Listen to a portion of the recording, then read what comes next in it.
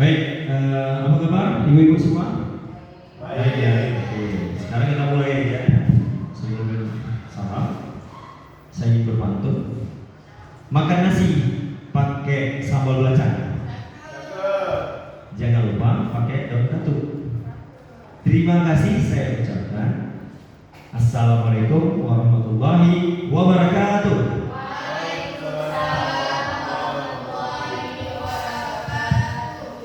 Alhamdulillahirabbil alamin. Wassalatu wassalamu ala asrofil anbiya'i wal mursalin wa ala alihi washabihi ajmain. Puji dan syukur tak hentinya kasih sajikan kelimpahan kepada Allah Subhanahu wa taala yang mana telah memberikan kita kesehatan, kesempatan sehingga kita dapat berkumpul di ruang rek yang berbahagia ini. Salam dan salam tidak tentunya kita sajikan kepada alam bagi Rasulullah yang membawa kita dari alam keburuhan ke alam yang penuh dengan kebenaran. Penghormatan saya kepada Bapak Kepala SMA Negeri 1 Sungai, penghormatan saya kepada Ibu, Bapak Ibu, Dewan Guru SMA Negeri 1 Sungai. Ucapan terima kasih juga kepada Kepala Sekolah yang mana telah memberi support, dukungan kepada saya sehingga saya mampu berdiri di sini dan acara ini terlaksana dengan baik.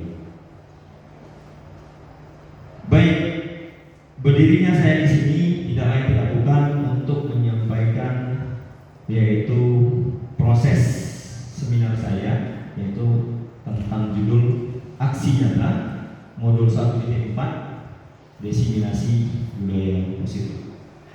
Oke. Nah, sebelum saya mulai, saya ingin bertanya dulu nih sama Bapak Ibu.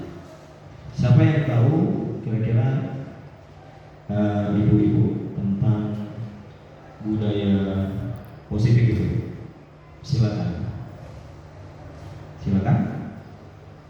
Iya, Bu Risa, silakan.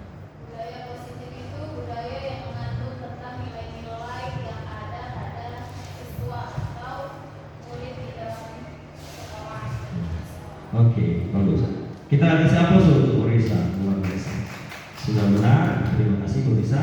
Jawabannya ya, nilai-nilai yang mengandung ya nilai kebaikan yang berada di sekolah. Oke, nah langsung saja kita mulai. Salam guru penggerak Deviansa SPD, salam guru penggerak angkatan 11 Kabupaten Citangia. Ada ice breaking, Bapak Ibu. Tolong Bapak Ibu maju pada di mejanya, berdiri aja. Gak usah kayak kemarin. Nanti Pak Udi menangkap dari jari dulu. Nanti berapa ya? Yang kuat-kuat ya. Ya, tangan kanannya ya, tolong jarak sedikit dulu. Tangan kanannya di atas ini, tangan kirinya nunjuk. Ini yang ditangkap nanti. Ya, yang ditangkap yang jarinya. Jarinya dari berapa? Nanti berapa? Bolehnya tangan kanan bolehnya ke berapa? Tengah gitu nanti direkam. Tapi kayak gini, di atas dulu. Di atas gini. Jadi nanti ini ceritanya si Eli, bukan Bu Eli ya. Jadi si Eli, ketika saya bilang si Eli, maka tangannya langsung angkat gitu. Asal Anda bilang kata Eli, langsung angkat. Oke? Bisa kita mulai ya? Oke, kita mulai cerita si Eli. Di sebuah desa, konsentrasi, tinggallah sebuah keluarga yang sangat harmonis. Terdapat 4 orang anak kembar bernama si Ella, si Elu, si Eli. Wah, ternyata luar biasa, dapat semua. Oke, tepuk tangan dulu sekali. Ternyata konsentrasi Bapak Ibu ini udah teruji. Yang kedua, satu lagi. Selanjutnya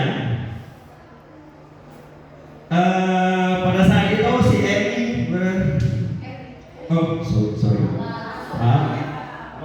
Keluarga itu terkenal dengan keluarga yang sangat rukun damai. Tiba-tiba si Ella dan si El belum dan si Eli. Oke, tepuk tangan untuk kita semua. Luar biasa. Terima kasih. Ternyata konsentrasinya penuh ya. Si Eli nggak penuh. Oke, next kita lanjut ya. Semangat ya. Oke, nah Bapak Ibu tahu dengan Bapak itu nampak nggak? Siapa itu? Ki Hajar Dewantara. Ini guru bahasa Indonesia. Nah, menyampaikan tujuan pendidikan adalah menuntut segala program yang ada pada anak. Mereka dapat mencapai keselamatan dan kebahagiaan yang setinggi-tingginya, baik sebagai manusia maupun sebagai anggota masyarakat. Oleh sebab itu, pendidik hanya dapat menuntut. Ingat, ada kata menuntut. Oke? Nah, coba Bapak Ibu, saya mau tanya, tahu nggak pengertiannya menuntut itu seperti apa? Coba Bu Nenek menuntut sampai pas Bu Dwi. Menurut saya menuntut itu mengajak siswa atau pendidik mengerjakan sesuatu yang supaya dia tertata. Oke, terima kasih. Tepuk tangan untuk Bu Dwi. Panggilan Julita. Ayo Pak Rudi ingin menambahkan, silakan. Kalau menurut saya Pak, kalau menuntut itu menghantarkan. Menghantarkan. Apa yang kita hantarkan kira-kira? Ya setiap hal yang baik. Iya. Oke, tepuk tangan untuk Pak Rudianto. Ada Ibu Rahma mungkin ingin menambahkan.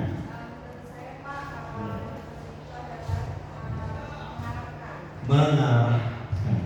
Siapa yang kita arahkan di sini berarti peserta didik. Oke, tepuk tangan untuk Bu Rahma.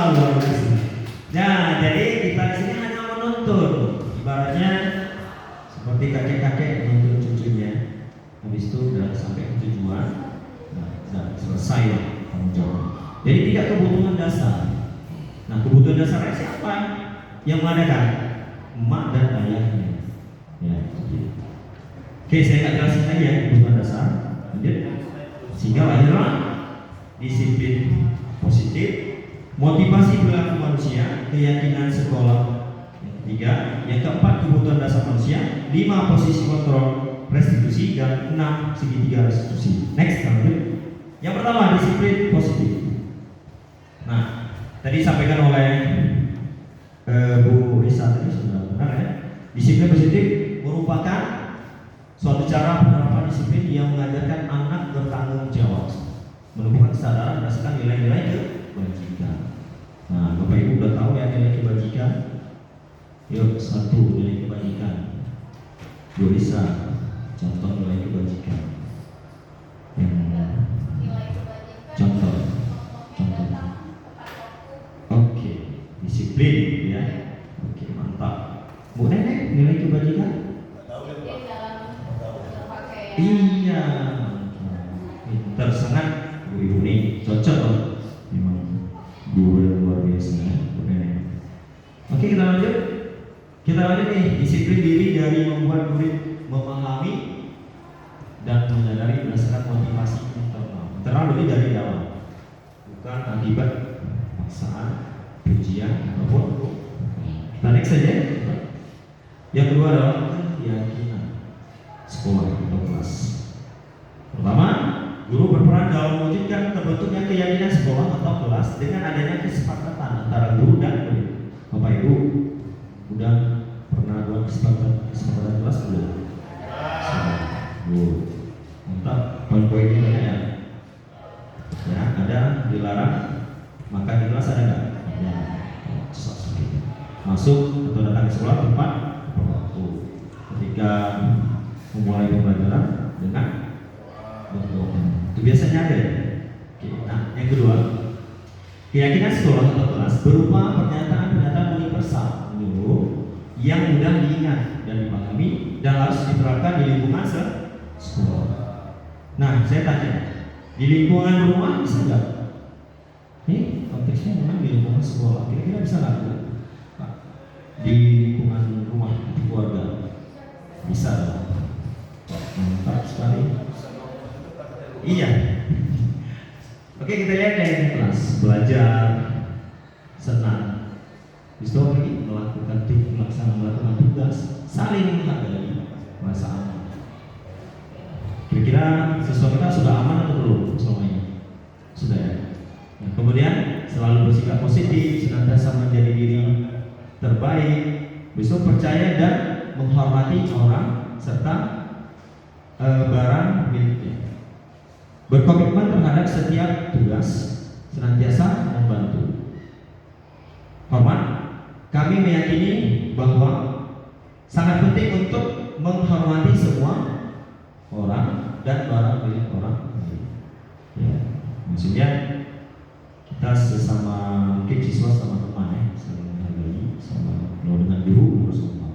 Kemudian bekerja, kami meyakini bahwa sangat penting untuk mengerjakan segala pekerjaan dalam mengikuti kegiatan yang telah ditugaskan.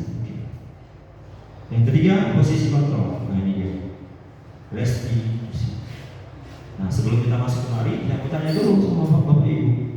Restitusi itu apa sih? Nah, Ibu, siapa nih? Kira-kira. Nenek Pak. Oh iya, silakan Bu Nenek. Saya lagi. Iya. Itu tadi kalau nggak salah juga permasalahan ya. Titik permasalahan. Jadi berarti itu kan dulu sebagai seluruh pada lembaga. Hmm. Berarti permasalahannya pada siswa. Serta Iya. Oke Pak, itu saja. Terima kasih Bu Nenek. Wah, kita tepuk tangan untuk Bu Nenek. Mantap. Ada lagi yang lain kira-kira?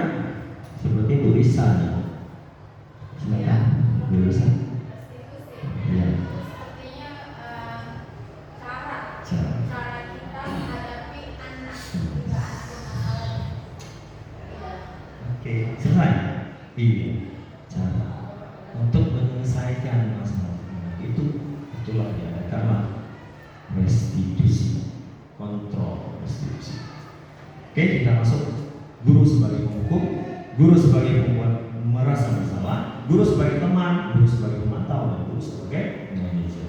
Bapak Ibu, saya mau tanya, kelima ini apa sudah pernah dirasakan atau dilakukan? Dilakukan.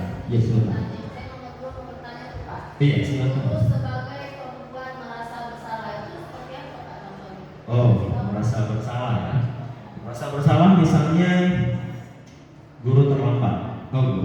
Murid terlambat datang ke sekolah. Habis itu kita tanya, kenapa kamu terlambat? Kenapa? Apa maksudnya penyebabnya? Kemudian, oh tidak baik seperti itu nih. Berarti disiplin waktu ya. Berarti ada kata disiplinnya, menghargai waktu. Apakah kamu akan mengulangi lagi? Tidak Pak, seperti itu kurang lebih. Nanti akan kita lihat videonya, oke? Pak, boleh tanya Pak? Ya silakan. Kira-kira boleh ditambah nggak Pak? Jangan 5 aja. Misalnya guru sebagai pacar, bisa nggak kira-kira? Oh iya mantap nih sepertinya ya. Karena gini, waktu saya di perkuliahan dulu, Ya. kalau namanya guru itu kan banyak. Kalau kami ada ilmu pelatihan namanya. Ya.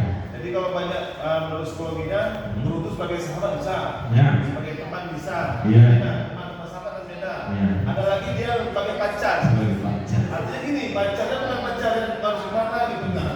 Dalam konteks pacar aja, tapi dia mungkin ya ada batasannya. Boleh. Makanya sini sudah dikelompokkan guru sebagai teman. Ya, itu dia. Pak, udah diganti Pak Rudi. Oh, gitu ya? Iya. Jadi kalau pacarnya kan, ya agak kurang apa ya, enak didengar ya pacar. Karena lu biasa pacaran anak-anak SMA ya. Nah, dulu. Nah, oke kita lanjut.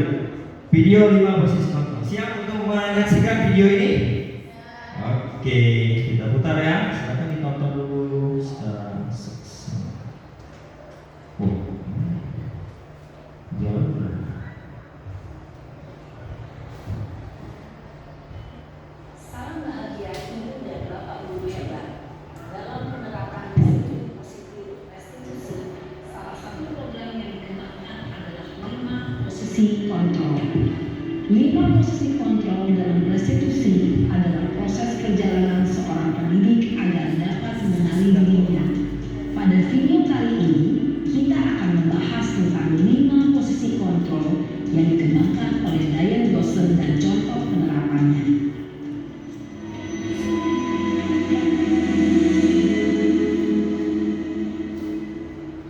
5 posisi kontrol itu adalah: 1. Posisi penghukum. 2. Posisi pembuat merasa bersalah. 3. Posisi teman. 4. Posisi pemantau atau monitor. Dan 5. Posisi manajer. Untuk lebih memahami kelima posisi tersebut, mari kita saksikan kasus Naren yang terlambat hadir 20 menit di sekolah dan melihat bagaimana kelima posisi kontrol dalam menghadapi masalah tersebut.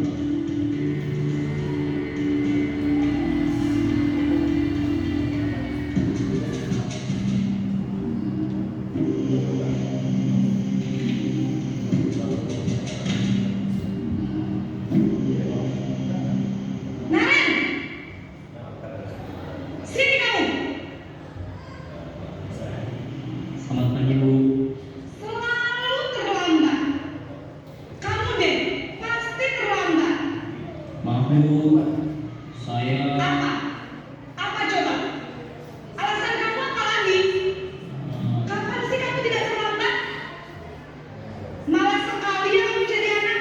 saya Dasar pemalas. Gak kapok-kapok sih kamu. Sudah berapa kali terlambat? Sana, kamu keliling lapangan basket 2 kali. kenapa saya harus keliling lapangan basket, Bu? Kenapa? Kamu melawan ibu? Berani-beraninya jawab. Sudah terlambat, masih berani jawab pula. Sekarang, keliling lapangan basket 5 kali sekalian. Biar kapok. Cepat. Pergi sana ke lapangan basket. Posisi penghukum biasanya berbicara dengan nada tinggi, menghardik, menunjuk-nunjuk, menyakiti, dan menyindir. Hukuman bisa berupa fisik maupun psikis. Ibu dan bapak guru hebat. Dampak yang terjadi pada murid ketika guru berada pada posisi penghukum adalah murid cenderung akan memberontak, bahkan menyimpan dendam.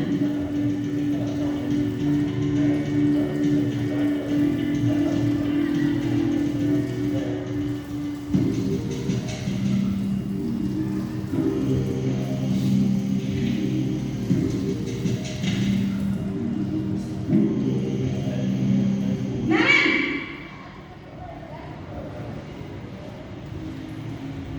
Selamat pagi, Bu.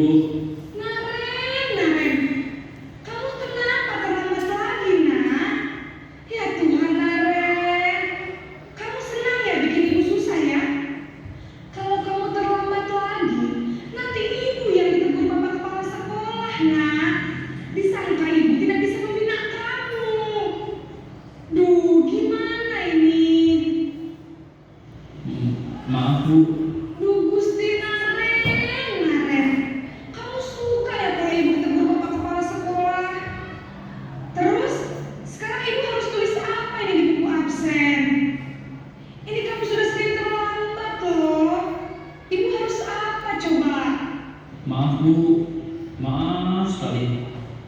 Ya sudah, lain kali jangan bikin ibu susah lagi ya nak ya. Ibu tidak akan kuat lagi kalau kamu gini terus. Bisa jantungan kalau ibu ditegur bapak kepala sekolah. Sana cepat ke kelas. Maaf ya, Bu. Maaf sekali. Posisi pembuat rasa bersalah berbicara dengan nada tenang, cenderung lembut, namun kata-kata yang diutarakan membuat murid merasa menjadi orang yang gagal, memandang buruk dirinya sendiri, merasa tidak berharga, dan tidak sanggup membahagiakan orang lain. Ketika guru mengambil posisi pembuat rasa bersalah, murid akan menganggap dirinya yang bersalah dan ia akan menyimpan emosi negatif tersebut di dalam dirinya.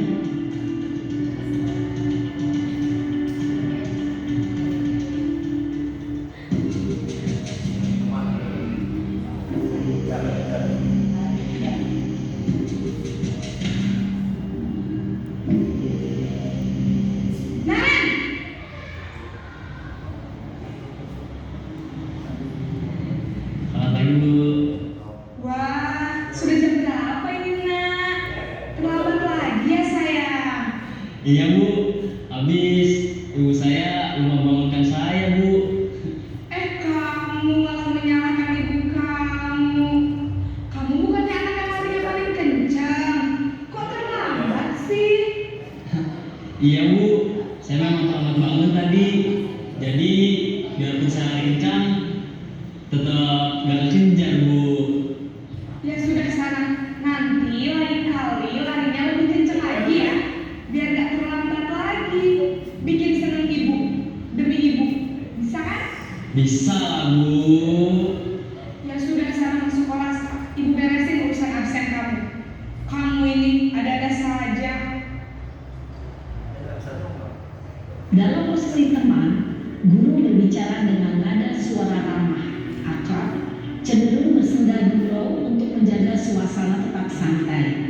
Murid akan merasa senang, aman, dan akrab dengan guru. Identitas yang tercipta adalah identitas sukses atau berhasil. Namun, perlu diingat, karena ini masih dorongan eksternal, maka ada faktor ketergantungan dari murid kepada orang tertentu. Di sini guru absennya, sehingga di lain waktu murid bisa berperilaku baik, namun hanya kepada orang-orang tertentu saja.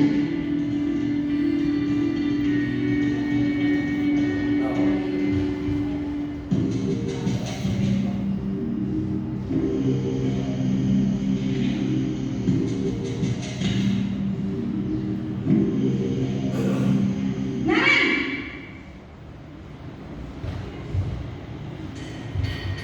Selamat pagi Bu.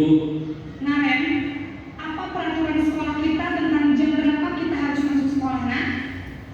Kita harus di sekolah jam 7 Bu. Iya betul, sekarang sudah jam 7.20. Naren sudah tahu konsekuensinya jika terlambat hadir. Paham Bu, saya harus tinggal kelas pas jam istirahat selama 20 menit. Iya benar, konsekuensinya demikian.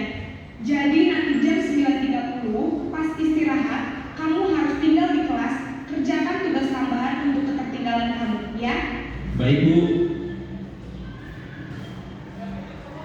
Posisi pemantau mengandalkan penghitungan atau data untuk mengontrol murid. Guru mengarahkan murid berdasarkan peraturan dan konsekuensi. Seorang pemantau menunjukkan bahasa tubuh dan ekspresi wajah yang datar dan cenderung formal.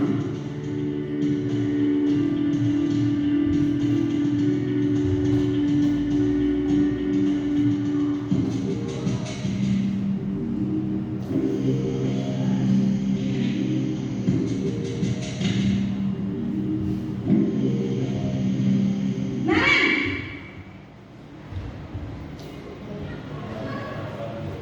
Selamat pagi Bu. Selamat pagi Naren. Maaf Bu, saya terlambat. Iya, sekolah masuknya jam 7, sekarang sudah jam 7.20. Jadi sekarang bagaimana ini Naren? Maaf Bu, saya lupa setel alarm saya semalam. Baiklah, menurut kamu, keyakinan sekolah yang mana yang perlu kamu tingkatkan?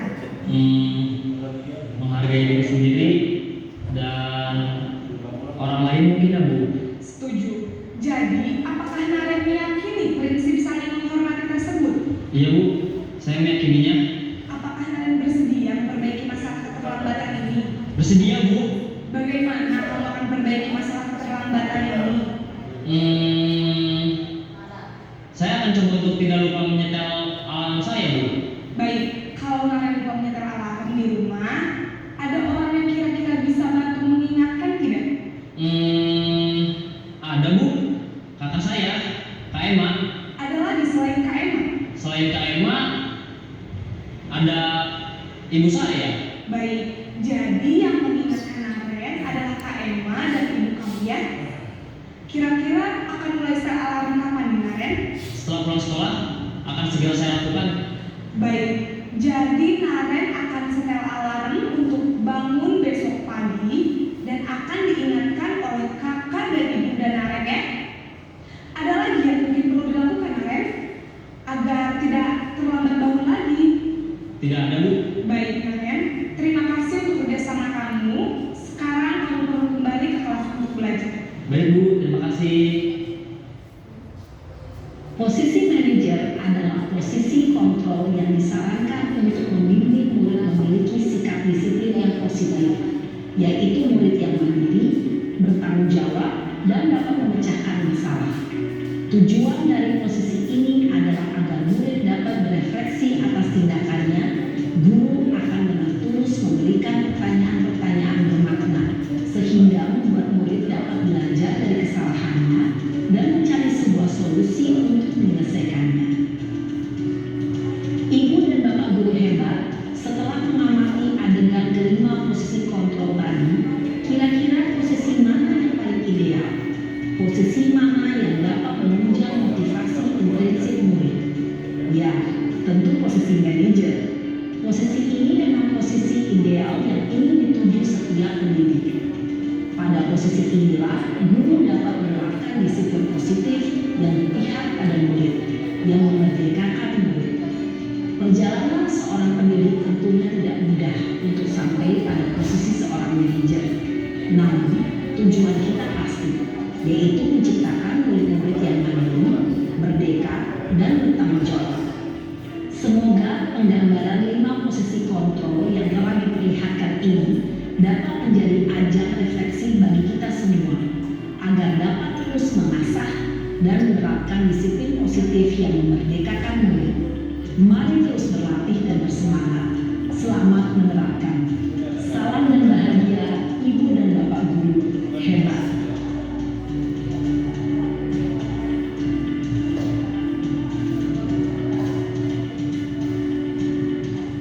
Oke, selesai.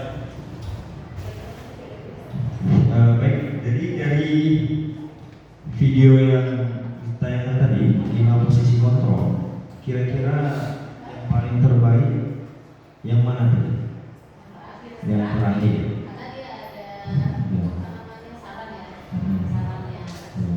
Ada saran Nah, atau di sini kan kejujuran murid tadi, Iya. jujur tidak diulang. ya. Ya. Kita guru juga melihat kejujuran dari murid tersebut, apakah dia melakukan itu. Kalau saya pakai yang teman saya, Pak. Kalau Pak Rudi teman, alasan Pak Rudi kenapa? Ya, saya suka aja, Pak. Suka aja, karena kalau teman mungkin dia beda ya cara penyampaian. Iya, cara penyampaiannya beda dengan wajah yang senyum, ramah. Tapi itu efeknya nanti kalau teman dia hanya beberapa orang guru saja. Dia belajar karakter. Ya, kalau kayak di sini ya saya misalnya kan sama Pak Rian gitu kan, seperti Pak Rudi juga. Oke, nah kita lihat di sini posisi kontrol institusi di antara kelima tadi ternyata posisi manajer lah yang terbaik. Kenapa? Karena di manajer guru dapat berbuat sesuatu bersama murid, mempersilahkan murid bertanggung jawab dan mendukung murid agar dapat menemukan solusi terbaik. Selain itu, posisi manajer mengacu pada institusi yang dapat menjadikan murid sebagai manajer bagi dirinya sendiri sehingga dapat terciptanya identitas positif pada diri. Segitiga institusi. Kemudian ada 3, menstabilkan identitas, validasi tindakan yang salah, mengadakan keyakinan. Menstabilkan identitas di sini kata kuncinya berbuat salah itu hal yang manusiawi, tidak ada manusia yang sempurna. Kita pasti bisa menyelesaikan permasalahan ini. Bapak Ibu tidak tertarik untuk mencari tahu siapa yang benar, siapa yang salah. Bapak Ibu lebih tertarik untuk menyelesaikan masalah tersebut. Kalau kamu menyalahkan dirimu sendiri terus-menerus, apakah kamu bersikap baik pada dirimu sendiri? Ini bisa dijawab oleh siswa kita. Validasi tindakan yang salah. Kamu pasti punya alasan mengapa melakukannya. Apa yang penting bagi kamu? Kamu boleh tetap berusaha menjaga sikap itu, tapi tambahkan sikap yang lain yang baru. Maukah kamu belajar cara lain untuk mendapat yang kamu butuhkan tanpa harus memukul? Yang kata memukul ya. Menanyakan keyakinan. Menanyakan keyakinan dilakukan dengan memberi pertanyaan-pertanyaan bermakna kepada murid atau anak untuk menunjukkan motivasi secara intrinsik sehingga mampu mengaitkan keyakinan dengan tindakan yang salah tersebut. Ini contoh kalimatnya. Apa nilai yang kita percaya di sekolah kita? Kita pasti tahu ya apa nilai yang kita percaya di sekolah kita. Kemudian Kemudian nilai-nilai apa yang telah kita sepakati? Kelas yang ideal itu seperti apa sih? Bapak Ibu mungkin sudah tahu ya. Kelas ideal itu seperti apa? Oke. Kemudian kamu ingin jadi anak seperti apa? Ini terkait sama anaknya. Kemudian apa yang kamu rasakan ketika kamu melakukan itu? Kamu menjadi orang yang seperti apa? Jadi ini untuk siswa sepertinya. Oke, itu dia. Telah selesai. Terima kasih banyak. Kita ambil sesi pertanyaan, 2 pertanyaan saja. Oke, singkat, jelas, padat. Silakan. Yes, bisa, silakan bisa. Apa perbedaannya kesepakatan dengan peraturan yang ada di sekolah? Karena kesepakatan itu kan termasuk pada sebuah peraturan. Terima kasih. Sudah bisa. Bagus pertanyaannya. Apa perbedaan kesepakatan kelas dengan peraturan yang ada di sekolah?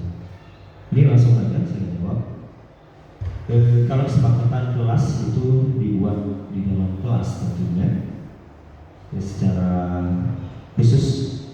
Kalau peraturan sekolah itu dibuat oleh pihak sekolah, tentunya melalui kepala sekolah, komite sekolah, dan seluruh keluarga besar sekolah.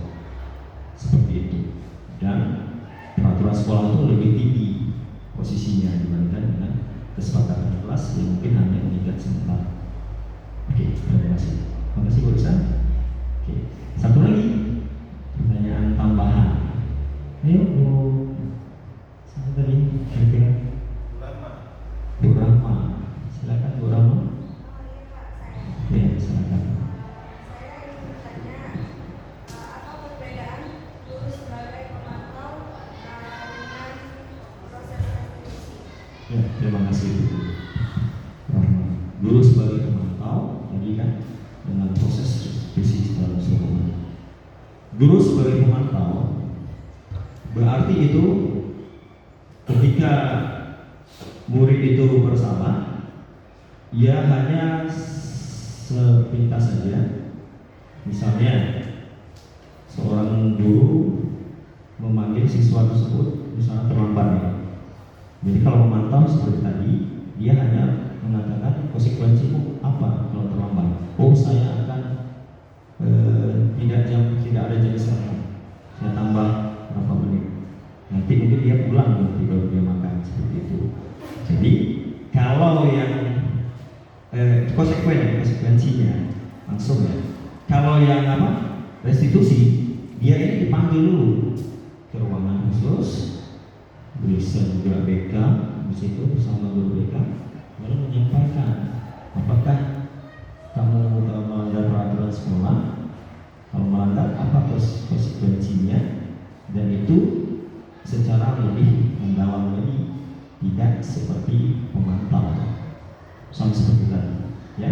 Dia dipanggil ke ruangan khusus, disampaikan, dan diusahakan anak itu merasa dia bersalah, dan kalau dia bersalah apa yang harus kamu lakukan untuk menyelesaikan masalah itu. Tentunya tidak terlambat lagi dan tidak lama-lama.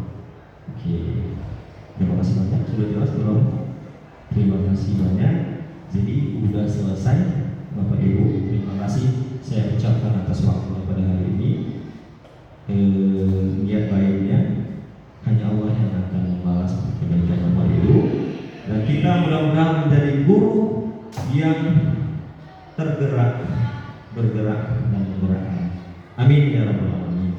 Dan satu lagi, budaya positif ini terus sama-sama akan kita lakukan di dalam lingkungan sekolah tadi. Terima kasih banyak. Mohon maaf atas segala kekurangan dan terima kasih atas segala perhatian. Saya ucapkan wabillahi taufiq wal hidayah.